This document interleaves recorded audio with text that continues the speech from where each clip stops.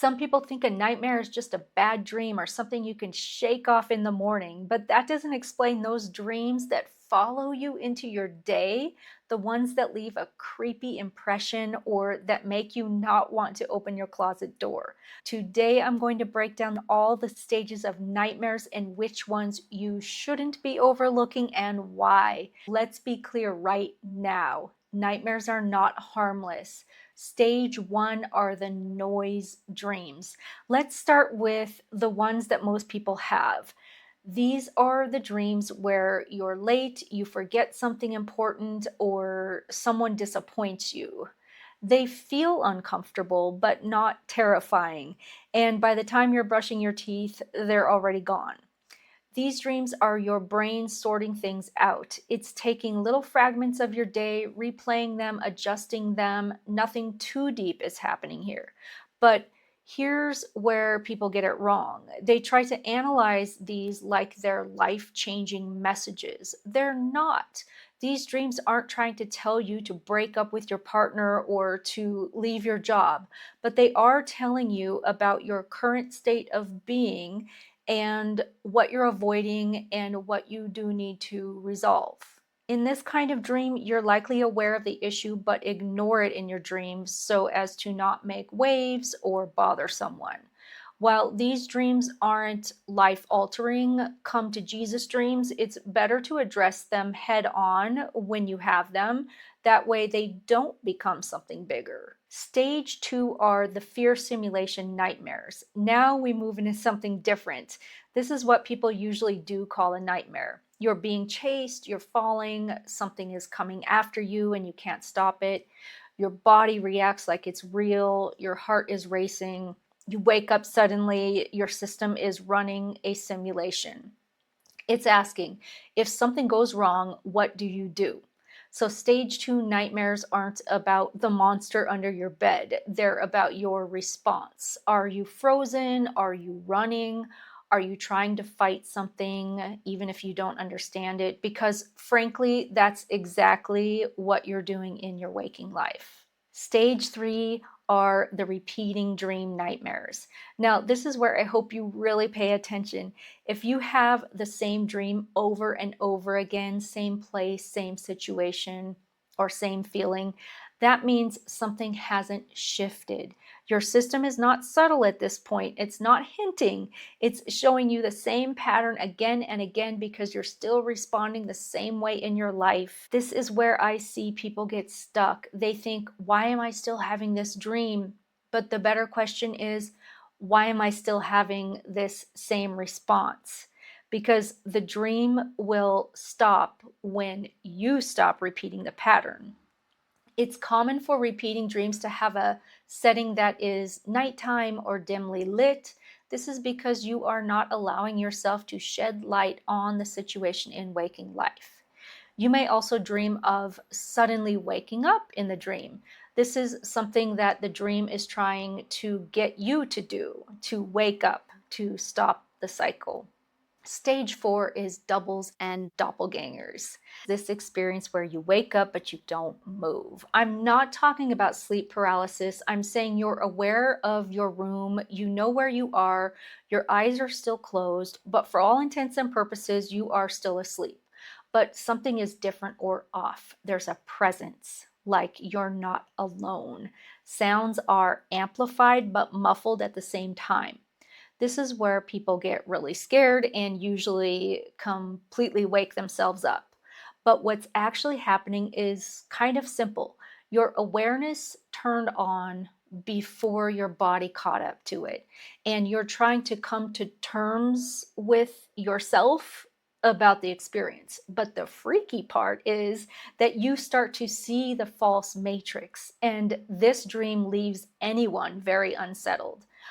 Once in one of these dreams, as real as day, a man was standing at my property edge, just staring into my window.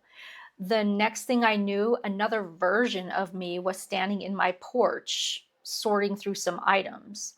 When I fully woke up and I opened my eyes, instantly I thought I was bilocating. I mean, maybe I was. Who am I to judge? I've seen it in other people's dreams. Literally anything is possible.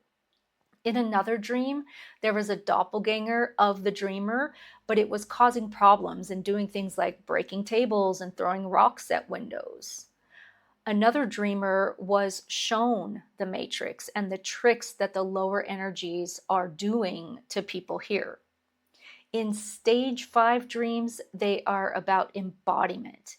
Now we move out of just the emotional or spiritual body. This is when your physical body starts reacting. Some people will sit up, thrash about, yell, or generally try to physically act things out in the dream state. But there's a more worrisome reason behind embodiment stage nightmares. This is your system overwhelmed. There's too much energy not being processed during your waking life, so it spills into the body at night. It's a buildup, and you're about to implode or explode. So be very careful with these dreams because this is a very real sign of physical illness taking hold. When you don't do work on your emotional state, your body holds it in and it comes to a breaking point. If you're having these kinds of dreams, please, let's look at that dream together. There's something you're missing, and I'll help you see it. In the past, I had dreams where I would wake myself up and my voice was cracking as if I was trying really hard to scream or yell at someone. If you've punched your partner in bed, this is a stage 5 nightmare. If you have dreams of bottles or containers with lids, this is also stage 5 because you are bottling things up or putting a lid on them. Stage 6 are apocalypse dreams. Now we get into the nightmare that really unsettles people. This is the one where things are falling apart, the world is ending, people are panicking and turning on each other. And when you wake up, you're not fully convinced that it wasn't real. This is a nightmare, but not for the reason most people think. Why would your system choose this level of intensity? Your dream self doesn't go to the end of the world imagery unless something is really big happening internally. So we get these nightmares when we're having major transitions or instability, when something in your life is breaking down, like your identity or sense of control. And underneath all that is one core feeling: something in my life can't continue like this, but I don't know what comes next. That's what makes it a nightmare. The dream shows that you're currently handling uncertainty and how you could be handling it.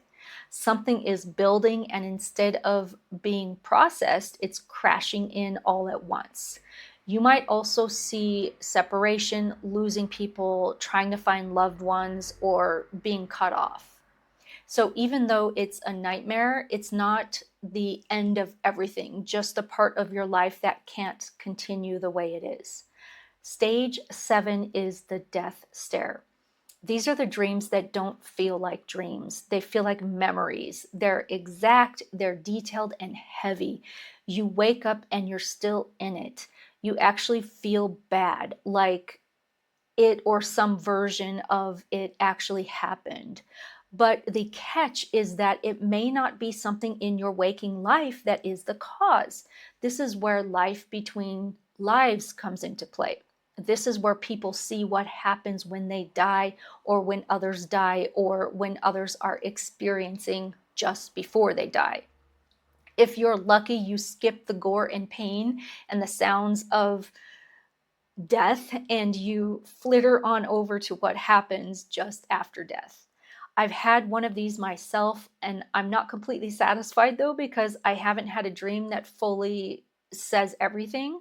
But in this one, basically your head survives. Not your physical head, but you are like a rounded ball of energy, and dead people arrive by a pod apparatus. I'll make a separate video about all of my pod arrival and departure dreams because it's really interesting. Anyway, I've also seen dreams that show death readily and without drama. I dreamed that my body was being cremated, only to realize that I was witnessing my grandmother's body being cremated. At the time, I didn't even know that she was to be cremated, but after waking up from this dream, I definitely knew that that's what had happened.